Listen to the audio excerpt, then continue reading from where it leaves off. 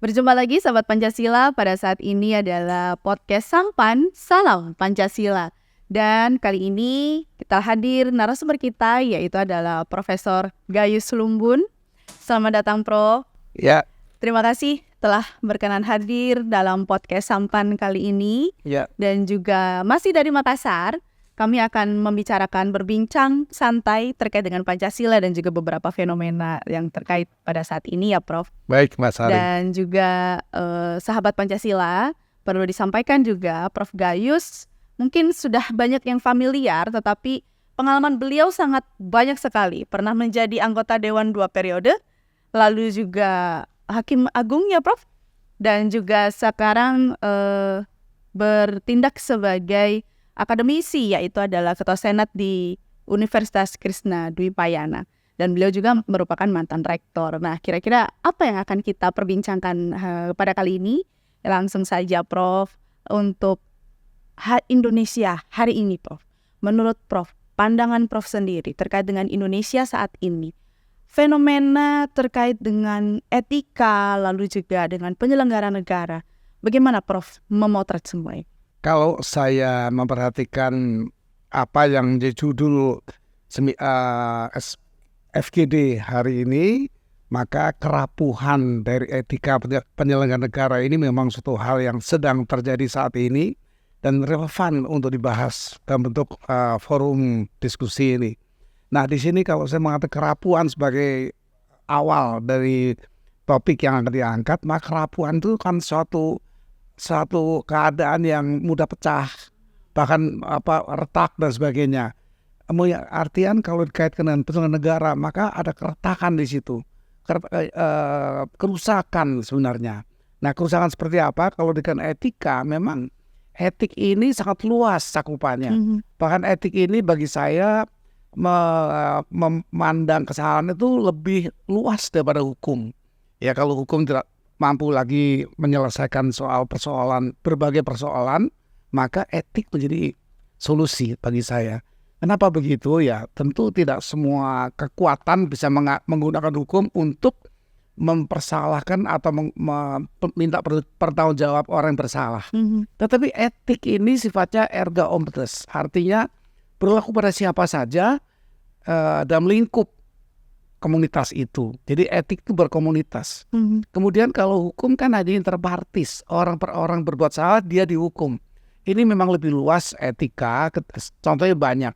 Ketika peraturan menentukan bahwa penerima gratifikasi itu tidak hanya pejabatnya, tapi bisa kerabat, bisa keluarga.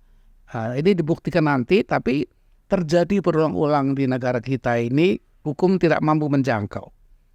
Di sini peran etik akan sangat berpotensi baik ya, diusut secara etika. Oleh karena itu dalam diskusi tadi di FGD tadi kan jelas sekali bahwa kalau Indonesia mempelopori dunia mempunyai mahkamah etik, maka ini akan disolusi bahwa pejabat negara, penyelenggara negara itu terlepas dari ketentuan etik. Sehingga tidak hukum saja, hukum mungkin kekuasaannya menghambat untuk diproses, maka etik sanggup untuk memproses karena etik ini berlaku umum. Semua publik terkait. Ketika DPR dalam hal ini lembaga hukumnya menolak putusan MK, membatalkan secara ke DPR-an dengan kewenangannya di bidang legislasi, balik di DPR ini pun kalah akhirnya suara publik yang besar, dan ini wujud etika yang sudah menjadi kekuatan besar. Semua daerah memprotes putusan DPR ketika itu balik di DPR. Nah, yang terjadi kekuatan politik, kekuatan hukum menjadi kalah. Artinya ketika itu langsung ketua DPR menyatakan bahwa putusan balik tidak seperti apa yang dipahami. Dengan kata lain, kemudian DPR sebagai lembaga yang keseluruhan dipimpin oleh ketua DPR atau wakil ketua ketika itu menyatakan putusan MK layak untuk diterima. Ini kan satu kekuatan yang di luar hukum sebenarnya. Baik, dan juga terkait dengan pengalaman Prof semasa menjadi anggota DPR begitu ya. Di DPR kita juga mengetahui adanya mahkamah kehormatan yang juga mengurusi salah satunya adalah tentang kode etik para dewan. Nah, bagaimana pengalaman Prof semasa pada saat itu? Ya, sebagai ketua, sebagai pimpinan Badan Kehormatan, terdiri dari semua fraksi yang ada, diutus ke balik. Ketika itu di zaman saya di 2004 sampai dengan 2009 ya. Saya 2 periode, sehingga 2004 mestinya 2000 ditambah 10, 14. Tapi di 2011 saya mendapat tugas ke Mahkamah Agung sebagai Hakim Agung. Setelah saya lolos dari berbagai tes untuk bisa menjadi Hakim Agung, maka pengalaman-pengalaman di BK itu memang saya rasakan betul-betul apakah perlu anggota DPR ini sendiri dia tidak melakukan fit and proper test, dia justru di fit and proper test mestinya. Apakah kalau pengetahuan keilmuan cukup ya, minimal SMA, bahkan ada yang profesor di sana yang jadi anggota dewan. Tapi saya dalam kedudukan saya ketua DPR itu menemukan berbagai pelanggaran etik di sana. Apa pelanggaran etik yang saya maksud? Banyak pelanggaran etik terhadap bagaimana menjadi seorang legislator. Etiknya itu tidak bisa ditentukan secara hukum, tapi secara etik melanggar ketika kita menerbitkan atau membentuk satu undang-undang yang berlaku untuk semua rakyat. Misalnya undang-undang tentang tembakau. Di sana terjadi pelanggaran-pelanggaran yang ditemukan dan sudah diketahui umum, pasal-pasal yang kurang ya dilengkapi, bahwa bagaimana tembakau ini mempunyai zat yang sifatnya zat berbahaya untuk kesehatan misalnya. Itu semua etika sebenarnya. Kalau saya hukum mereka nggak bisa dipersalahkan. DPR itu dalam kedudukannya, kegiatan sebagai legislator tidak bisa dijangkau oleh kesalahan, apalagi itu tidak soal perorangan. Tapi kan ada pesan-pesan etik sebenarnya perlu diperhatikan sehingga mereka melanggar etik kalau itu dibawa pada satu proses badan etik seperti itu. Dan banyak lagi pelanggaran etik di berbagai kegiatan DPR. Itu sebagai badan pembuat undang-undang. Bagaimana dengan lembaga lain pemerintah? Juga hari ini kita belum memiliki lembaga kepresidenan. Belum punya sampai hari ini. Itu persoalan baru yang sering dicuatkan orang, dan kami beberapa kali juga memberi pandangan. Jadi presiden juga bisa dipersoalkan secara etik kalau melanggar etik, ya tidak hanya hukum. Konstitusi kita mengatur hanya perilaku yang tidak layak melakukan pelanggaran pidana termasuk korupsi dan yang lain-lain. Tapi secara jelas tidak diatur lembaga kepresidenan itu dengan etik seperti apa. Itu kira-kira yang ke depan kita perlukan sehingga presiden akan berganti ini dan akan ada presiden selanjutnya terus. Itu ada dasar etik, ya tidak cukup dengan pengawasan lembaga pengawasan di luar presiden akan tidak kuat, ya tidak cukup kuat untuk menyelesaikan kalau ada terjadi pelanggaran di kepresidenan. Dan ini juga menjadi gagasan yang juga masih kita perdalam begitu ya Prof ya. Dan juga bagaimana nantinya menggali nilai-nilai yang ada di bangsa ini, di negara ini untuk menjadi kontrol dari etik tersebut. Nah, mungkin dari pandangan Prof sendiri, beberapa mungkin yang sudah dikaji dan juga sepengamatan dari Prof Gayus begitu ya. Bagaimana sih nilai-nilai dari bangsa yang harus kita wujudkan atau kita masukkan juga ke dalam suatu kontrol dari etik dan sampai dengan penegakan etik? Kita punya falsafah yang tidak dimiliki oleh bangsa lain. Kalaupun ada, Amerika Serikat itu hanya punya 3 elemen etik sebenarnya untuk berbangsa dan bernegara di Amerika Serikat. Kita punya Pancasila. Pancasila ini falsafah bagi saya. Bagaimana pedoman dalam hidup. Jadi terjadi situasi apapun, krisis bentuknya apapun, bahkan kalau sampai multidimensionalnya krisis, itu Pancasila ini bisa digunakan dengan baik. Kita pernah mengalami krisis di tahun 98 sampai 2000-an, 2009, sebelum 98 malah. Berbagai krisis, terutama di moneter dan ekonomi dan perekonomian. Kalau bicara perekonomian, ini sulit sekali wujud untuk menyelesaikan kalau secara hukum. Sebut saja bagaimana ketika itu Bank Indonesia macam-macam istilah jeleknya ya, seperti dia rampok dan sebagainya dengan memberi utang ke beberapa obligor itu ratusan triliun. Maka ketika Gus Dur ketika itu menjadi presiden, itu mempunyai angan-angan kalau diselesaikan secara hukum, ditangkap obligor di penjara, toh uangnya tidak kembali dan bahkan tidak mungkin untuk ditemukan secara cepat karena para obligor lari semuanya. Maka Presiden Gus Dur melalui TAP MPR ketika itu mempunyai gagasan atau mempunyai ide untuk mengampuni obligor ini asal mengembalikan uangnya. Jadi konsep hukumnya adalah forgive and forget. Nggak diusut lagi. Padahal kalau kita bicara undang perbankan harus dihukum. Tapi ketika itu diambil kebijakan seperti release and discharge bahasa prosesnya. Jadi kalau sudah diampuni memberikan sesuatu untuk menyelesaikan kesalahannya, maka dia diampuni. Waktu itu kembali uang berapa besar untuk digunakan mengatasi, walaupun sampai 3 periode presiden dari Gus Dur, Ibu Megawati, kemudian Pak SBY juga masih tersisa, bahkan sampai hari ini pun masih tersisa. Namun bagi saya ini contoh bahwa sebenarnya hukum perbankan, pidana perbankan kadang-kadang sulit untuk menyelesaikan sebuah kasus pidana perbankan. Kecuali dengan kebijaksanaan tadi, dengan satu konsep yang diambil, tidak usah bayar sepenuhnya. Bahkan kecil sekali, tapi kecil dikalikan sekian itu menjadi besar atau kekuatan baru, walaupun orangnya tidak usah masuk penjara. Artinya kalau dalam bahasa hukum itu ultimum remedium. Ultimum itu terpaksa sekali baru ke penjara. Jadi berbagai hal mungkin kalau kita bicara bagaimana BPIP ini akan berperan itu sangat tinggi bagi saya, dan itu perlu didukung. Karena BPIP ini memberikan satu pencerahan ya, suatu informasi, suatu edukasi kepada masyarakat untuk berperilaku sesuai dengan tujuan Pancasila sebagai landasan negara.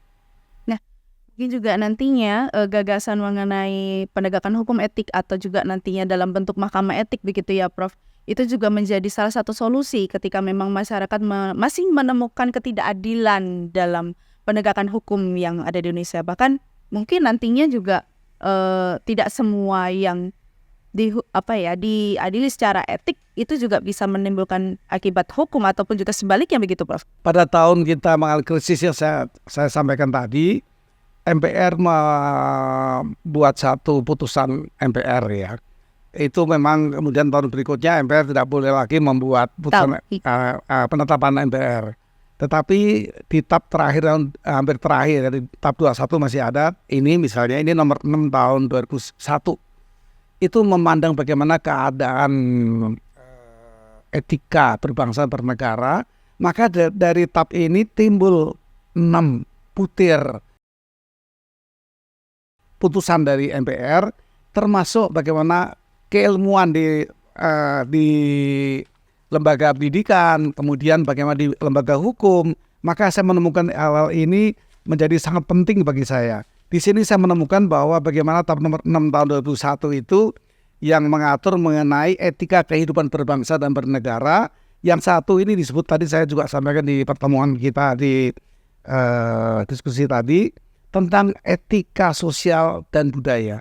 Bagaimana salah sosial bangsa ini diminta oleh MPR untuk melakukan disebut di sini ada rasa kemanusiaan yang dalam dengan menampilkan kembali sikap jujur di masyarakat, saling peduli, saling memahami satu dengan yang lain, saling menghargai, saling mencintai, dan saling nolong sesama anak bangsa. Ini disebutkan di sini. Kemudian yang lain juga disebutkan lagi tentang etika penegakan hukum dan keadilan. Disebut di sini etika penegakan hukum yang berkeadilan dimaksudkan untuk menumbuhkan kesadaran bahwa tertib sosial, ketenangan, keteraturan hidup bersama hanya dapat diwujudkan dengan ketaatan terhadap hukum dan seluruh peraturan yang berpihak kepada keadilan. Seluruh aturan hukum yang menjamin tegaknya supremasi dan kepastian hukum sejalan dengan upaya pemenuhan rasa keadilan yang hidup dan berkembang di tengah-tengah masyarakat. Yang lainnya, bagaimana etika ekonomi dan bisnis. MPR ketika itu pun menegaskan bahwa tentang kegiatan ekonomi itu dan praktek ekonomi dan bisnis memberikan praktek yang disebut sebagai tidak boleh melakukan eksploitasi sumber daya alam. Sumber daya alam seperti hari ini kita hadapin itu eksploitasi sepertinya. Bagaimana sumber-sumber kandungan bumi di Indonesia ini sudah hampir habis katanya. Itu karena dieksploitasi, tidak dinikmati oleh orang banyak atau masyarakat. Kemudian semata-mata eksploitasi itu hanya untuk mengejar keuntungan diri sendiri, pengusaha-pengusaha Komoditi yang yang di ini harus diatur secara baik karena tidak boleh ada hukum undang-undang mengenai pengaturan tentang kekayaan bumi, tapi ada disebut di sini harus ada etika ekonomi dan bisnis. Kemudian etika berpolitik pemerintah. Di sini disebutkan di TAP nomor 6 tahun 2001 itu dengan tegas. Ini saya menyalin saja sebenarnya. Etika politik pemerintahan berkaitan dengan tidak saling menjatuhkan. Di sini kan sekarang seperti itu, penyanderaan. Jadi ada pejabat yang mau dipersoalkan ya dijaring dengan berbagai ini, dan ini saling menjatuhkan disebut di TAP ini. Nepotisme. Ini juga kita lihat hari ini, sistem yang terjadi. Tahun 2001 MPR telah mengingatkan presiden di situ, meminta presiden untuk melaksanakan 6 butir tadi, nepotisme dan korupsi. Kemudian yang dua terakhir adalah bagaimana tentang keilmuan. TAP itu juga sangat memperhatikan. TAP ini kan saya 10 tahun ya, 2 periode di DPR dan otomatis anggota MPR saya. Itu memang di sana kita sering kali mempersoalkan rapat-rapat kita, termasuk di rapat paripurna itu sering kali dibahas. Nah, termasuk membahas mengenai keilmuan. Kita punya komisi 9 deh untuk pendidikan. Di sini terkait dengan masalah kejujuran. Jadi ilmuwan harus jujur. Boleh salah, tapi harus jujur. Salah itu memang tidak bisa di ilmu ini dibatasi, harus tidak salah ya. Kalau tidak salah ilmu tidak berkembang. Tapi harus jujur menyampaikan keilmuan atau menggali keilmuan. Ini jelas sekali MPR ke tahun itu pun sudah mempersoalkan etika di sana. Kemudian etika lingkungan. Hari ini kita menyaksikan hutan-hutannya terbakar, merusak lingkungan laut, perairan juga dirusak juga. Di sini diingatkan harus ada etika dalam menjaga dan melestarikan lingkungan. Ada pelestarian di sini. Itu sekarang hampir tidak ada dan kita melihat etikanya tidak ada, hukumnya dilanggar. Hukum tentang lingkungan ada, non jelas, pembakaran hutan dan sebagainya. Tapi tidak berjalan. Nah, diingatkan mungkin melalui etika inilah MPR meminta presiden untuk melaksanakan. Ini 6 hal yang ada di TAP nomor 6 itu tahun 2001 memang menjadi pegangan sebenarnya dan masih relevan dengan hari ini. Masih relevan sekali. Tergantung bagaimana kita apply TAP nomor 6 ini sehingga masyarakat bisa.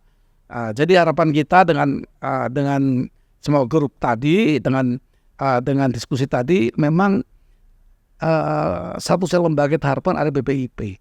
Di sana kekuatan besar. Ini kan lembaga negara sebenarnya. BPIP ini di bawah presiden itu bisa menyampaikan ya. Tadi Prof. Jimli, ada banyak tokoh-tokoh, Prof. Kuncoro, semua juga bicara itu. Kemudian juga memang melalui lembaga ini diharapkan. Satu lembaga yang kita perhatikan memang mempunyai aktivitas yang tinggi. Hari ini di banyak tempat ini, selain di Makassar, Jakarta sudah, nanti ke Ambon tidak salah. Ya, dan berikutnya, ini satu gerakan tindakan yang memang positif, kembali melestarikan bagaimana Pancasila itu bisa menyelesaikan persoalan-persoalan bangsa. Baik, sangat komprehensif sekali sahabat Pancasila, dan juga tadinya memang gagasan ini semoga dapat menjadi hal yang kontributif begitu ya Prof ya. Ke depan juga bagi penyelenggara negara berikutnya agar juga tetap memperhatikan tentang etika dalam penyelenggara negara. Apalagi betul yang sudah disampaikan TAP MPR nomor 6 2001 itu akan tetap menjadi pedoman bagi para penyelenggara negara. Saya mempunyai tambahan lagi, mungkin kalau waktunya masih ada. Ketika kita membahas penyelenggara negara atau pemegang kekuasaan di negara, tidak ada kekuasaan lain selain kekuasaan yang diatur tadi. Seperti saja pemilu dilaksanakan oleh KPU, Komisi Pemilihan Umum. Nah, ini lembaga-lembaga inilah yang semestinya juga melakukan dengan baik sebagai TAP tadi. Nah, tapi kalau saya bicara penyelenggara negara, maka satu konsep teori yang mengatakan pada dasar negara ini terbagi dari 2 kelompok kekuatan. Satu suprastruktur politik dan satu infrastruktur politik. Betul. Penyelenggara negara semua ada di suprastruktur politik, kekuatan yang luar biasa walaupun kecil. Tetapi kalau kita mengatakan infrastruktur itu masyarakat. Di sana ada tempat-tempat ibadah dengan pimpinannya, dengan imamnya. kemudian pendidikan dengan berbagai kekuatan pendidikan, termasuk para mahasiswa jumlahnya sekian banyak, disiapkan APBN 20% dari APBN yang sekian ribu triliun itu. Kemudian kedua kekuatan ini memang harus bersinergi dan berjalan dengan baik. Tetapi juga kedua ini bisa berhadapan. Ketika suprastruktur, ini eksekutif sebagai contoh, menggunakan aturan yang salah, maka akan terjadi infrastruktur yang bergerak. Mahasiswa ada di sana ada LSM dan sebagainya. Ini satu kekuatan, dua kekuatan yang semestinya dua-duanya dibangun dengan baik. Itu kalau kita mengaitkan dengan apa itu pelanggaran pejabat negara, pejabat publik atau penyelenggara negara. Ini ukurannya. Jadi hati-hati karena mereka itu demikian kuat, tapi kan kecil saja. Unsurnya DPR itu suprastruktur, Mahkamah Agung, MPR itu kecil sekali. Eksekutif, presiden. Dibanding dengan sekian banyak, ketika balik diindikasikan melanggar, maka gerakan dari infrastruktur itu. Jadi gerakan 2-3 minggu lalu itu gerakan infrastruktur sebenarnya. Gerakan masyarakat. Masyarakat dan memenangkan itu ternyata. Ya, dan itu yang membuat sebuah changing begitu ya Prof. Dan mudah-mudahan sahabat Pancasila kedepannya juga kita dapat terus nantinya akan membahas diskusi-diskusi yang lebih kontribusi dan memberikan kontribusi terbaik bagi bangsa Indonesia. Terima kasih Prof. Gayus atas kehadiran dan juga diskusi untuk berbagi dengan sahabat Pancasila. Dan demikian sahabat Pancasila podcast kita kali ini. Terima kasih, mohon maaf apabila ada kesalahan. Saya Sari, sampai berjumpa lagi dan salam Pancasila. Salam Pancasila.